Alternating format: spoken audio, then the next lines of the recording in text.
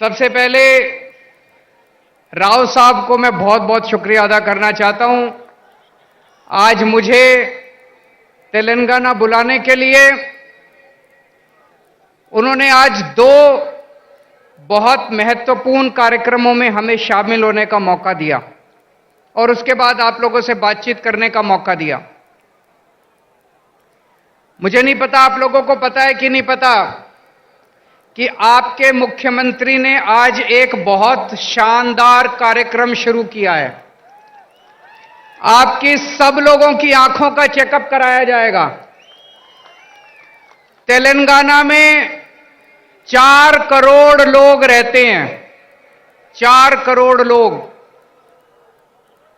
सब लोगों की, बच्चों की, बूढ़ों की, आदमी की, औरत की, इस धर्म की, उस धर्म की, अमीर की, गरीब की, सब लोगों की आंखों का चेकअप केसीआर साहब मुफ्त में कराने जा रहे हैं। उस कार्यक्रम का आज शुभारंभ हुआ। जिसकी आंखों में डिफेक्ट मिलेगा उसको मुफ्त में दवाई दी जाएगी। जिसे चश्मे की जरूरत होगी उसे मुफ्त में चश्मा दिया जाएगा और अगर किसी की आंखों में ऑपरेशन करने की जरूरत होगी तो उसका मुफ्त में ऑपरेशन किया जाएगा। शानदार प्रोग्राम है कि नहीं है? आज हम लोग यहां से सीख के जा रहे हैं। मैंने और हम सभी लोगों ने ये सारा कार्यक्रम देखा, इनके डॉक्टर से मिले, इनके ऑफिसर्स से मिले। जितने शानदार तरीके से उसका आयोजन किया जा रहा है, प्लानिंग की गई है, बहुत शानदार है। मैं वापस दिल्ली जाके इस पूरे कार्यक्रम को दिल्ली में भी लागू करूंगा। और अभी अभी भगवंत साहब मान साहब ने ऐलान किया कि इस पूरे कार्यक्रम को पंजाब में भी लागू किया जाएगा। फिर केसीआर साहब ने हमें ये बिल्डिंग दिखाई। तेलंगाना में 33 जिले हैं, 33 डिस्ट्रिक्ट्स। उसमें से 17 डिस्ट्रिक्ट्स में उन्होंने बताया कि डिस्ट्रिक्ट इंटीग्रेटेड ऑफिशियल कॉम्प्लेक्स बन चुका है। मतलब ये इस बिल्डिंग में जिले के लेवल के सारे ऑफिसेज हैं। कलेक्टर भी यही है, सिंचाई विभाग भी यही है, तहसीलदार भी है। सारे विभाग इसी बिल्डिंग के अंदर हैं ताकि अगर कोई नागरिक आए तो उसे जगह जगह धक्के ना खाने पड़े। सारे काम एक बारी वो यहां पे आए और उसका काम हो जाए। ये भी बहुत अच्छा कॉन्सेप्ट है, इसको भी हम लोग लागू करेंगे। मैं समझता हूं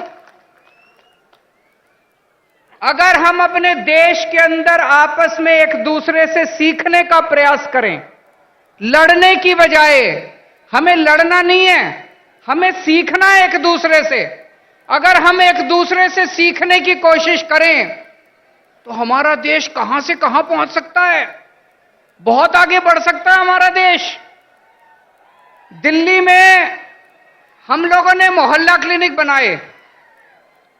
मोहल्ला क्लिनिक मतलब हर गांव में, हर मोहल्ला में, हर कॉलोनी में हमने छोटे छोटे क्लिनिक बनाए। उसमें डॉक्टर बैठते हैं, एयर कंडीशनड सरकारी डिस्पेंसरी। उसमें डॉक्टर बैठता है, सारी दवाइयां फ्री, सारे टेस्ट फ्री, शानदार इलाज होता है, सारा इलाज फ्री। दिल्ली में हर कॉलोनी में हमने जगह जगह मोहल्ला क्लिनिक बनाए, लोग बहुत खुश हैं। अब पंजाब में हम लोग मोहल्ला क्लिनिक बना रहे हैं। आपके मुख्यमंत्री केसीआर साहब हमारे मोहल्ला क्लिनिक देखने के लिए दिल्ली आए। मुझे बहुत अच्छा लगा कि एक मुख्यमंत्री, तेलंगाना के मुख्यमंत्री, अपने लोगों की सेवा करने के लिए दिल्ली में हमारे मोहल्ला क्लिनिक देखने के लिए आ रहे हैं। वो मोहल्ला क्लिनिक आए, हम उन्हें गलियों के अंदर से मोहल्ला क्लिनिक दिखाने ले गए। उन्होंने डॉक्टर से बात की, नर्स से बात की, सारा सिस्टम समझा। और वापस आके उन्होंने उसको तेलंगाना में लागू किया। वो क्या नाम है उसका, बस्ती दवाखाना, बस्ती दवाखाना नाम से उन्होंने तेलंगाना में लागू किया। मुझे बहुत अच्छा लगा। तमिलनाडु के मुख्यमंत्री स्टैलिन साहब दिल्ली आए, उन्होंने हमारे स्कूल देखे। हमने दिल्ली में स्कूल बहुत शानदार कर दिए, सरकारी स्कूल जहां पे गरीबों के बच्चे पढ़ते हैं, रिक्शे वाले का बच्चा पढ़ता है, मजदूर का बच्चा पढ़ता है। अब दिल्ली के सरकारी स्कूल इतने अच्छे हो गए कि दिल्ली में लोग अपने बच्चों को प्राइवेट स्कूल से निकाल निकाल के सरकारी स्कूलों में भर्ती करा रहे हैं। बड़े बड़े प्राइवेट स्कूलों से निकाल निकाल के सरकारी स्कूलों में भर्ती करा रहे हैं। हमारे दिल्ली सरकार के स्कूलों के, दिल्ली के सरकारी स्कूलों के नतीजे 99.7% नतीजे आए हैं पिछले साल, 99.7। तो स्टैलिन साहब हमारे स्कूल देखने के लिए आए, वापस जाके उन्होंने अपने स्कूल ठीक किए और उन्होंने मुझे अपने स्कूल का उद्घाटन करने के लिए बुलाया। दोस्तों, मैं कई बार यह सोचता हूं, हमारे देश को आजाद हुए 75 साल हो गए, 75 साल, फिर भी हमारा देश गरीब क्यों रह गया? फिर भी हमारा देश पिछड़ा क्यों रह गया? हमारे बाद सिंगापुर आजाद हुआ, जापान सेकेंड वर्ल्ड वॉर में तहस नहस हो गया था, जापान हमसे आगे बढ़ गया, सिंगापुर हमसे आगे बढ़ गया, जर्मनी हमसे आगे बढ़ गया। हमारे में क्या कमी रह गई? हम पीछे क्यों रह गए? हम पीछे इसलिए रह गए क्योंकि जैसे अभी मान साहब ने बताया, हमारे देश की राजनीति बहुत खराब है, हमारे देश के नेता बहुत खराब हैं। पहली बार इस देश के अंदर एक उम्मीद की किरण जागने लगी है। इस देश के अंदर कुछ मुख्यमंत्री एक साथ आ रहे हैं, कुछ नेता, अखिलेश यादव जी जैसे नेता एक साथ आ रहे हैं और अब हम सब मिलकर इस देश के विकास की चर्चा कर रहे हैं। हम सब मिलकर अब राजनीति की चर्चा नहीं करते।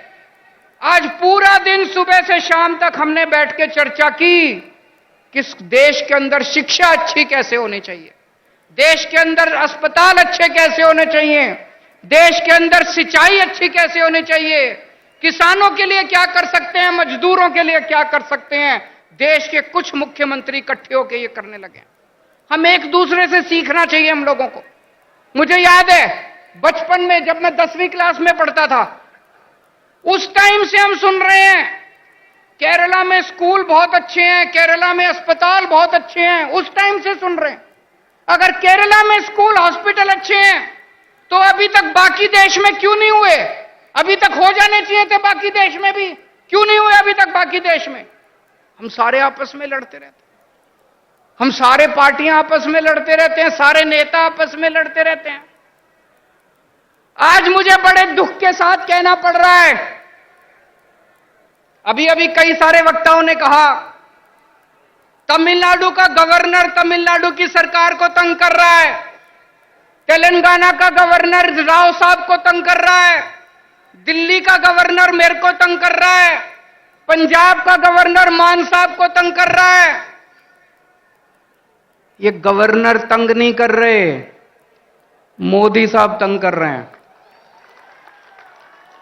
गवर्नर तंग नहीं कर रहे, गवर्नर को बेचारे को क्या लेना देना। गवर्नर को तो बड़ा सा बंगला मिल गया, आलीशान गाड़ी मिल गई, एयर कंडीशन माहौल मिल गया, नौकरी मिल गई, 5 साल ऐश करने के लिए आता है गवर्नर। गवर्नर को क्या लेना देना। दिल्ली से फोन आता है, राव साहब को काम मत करने दो, अड़चन अड़ाओ। आता है कि नहीं आता है? दिल्ली से फोन आता है, भगवंत मान को काम मत करने दो, अड़चन अड़ाओ। मोदी साहब का फोन आता है, केजरीवाल को काम मत करने दो, अड़चन अड़ाओ। जिस देश का प्रधानमंत्री 24 घंटे बैठ के ये सोचता है कि मेरे को अब इसको तंग करना है, मेरे को अब उसको तंग करना है, वो देश तरक्की कैसे करेगा? दोस्त, आप में से कौन कौन बेरोजगार है? जरा हाथ खड़े करें जो जो बेरोजगार है, जो जो अनएम्प्लॉयड है। मुझे लगता है मेरी भाषा शायद समझ नहीं आ रही है, अनएम्प्लॉयड तो बहुत लोग हैं। आज देश का एक एक युवा बेरोजगारी से त्रस्त है। हमारे प्रधानमंत्री को बेरोजगारी से कोई लेना देना नहीं है। वो 24 घंटे बैठ के ये सोचते हैं मैं किस मुख्यमंत्री को तंग करूं, किसके ऊपर मैं सीबीआई छोड़ूं, किसके ऊपर मैं इनकम टैक्स की रेड डलवाऊं, किसके पीछे मैं ईडी छोड़ूं। आज पूरे देश के अंदर इतनी महंगाई हो गई है, एक आम आदमी को अपना घर चलाना मुश्किल होता जा रहा है, अपने बच्चे पालने मुश्किल होते जा रहे हैं। लेकिन देश के प्रधानमंत्री को महंगाई की, बेरोजगारी की कोई चिंता नहीं है। वो ये सोचते हैं आज मैं किसके एमएलए खरीदूं, इस पार्टी के एमएलए खरीदूं, इस सरकार को गिराऊं। ऐसे तो देश तरक्की नहीं कर सकता दोस्तों। 2014 में आप लोगों ने बड़ी, पूरे देश के लोगों ने बड़ी उम्मीद के साथ इन लोगों को भारी बहुमत दिया था और एक एक बार नहीं, दो दो बार आप लोगों ने इनको बहुमत देके जिताया। लेकिन अब देश बदलाव मांग रहा है। लोगों को पता चल गया कि ये लोग देश बदलने के लिए नहीं आए, ये केवल और केवल देश बर्बाद करने के लिए आए हैं। 2024 का चुनाव आपके लिए एक मौका है। अब 10 साल हो गए और कितना इंतजार करेंगे। 2024 के अंदर सारे देश को मिलके इनको उखाड़ फेंकना है और ऐसी सरकार लेके आनी है जो देश के बारे में सोचे, बेरोजगारी के बारे में सोचे, महंगाई के बारे में सोचे, आपके बच्चों की शिक्षा के बारे में सोचे, आपके परिवार का इलाज कराने के बारे में सोचे, देश की तरक्की करने के लिए सोचे, ना कि लोगों से बदला लेने के लिए सोचे। दोस्तों बहुत बहुत शुक्रिया।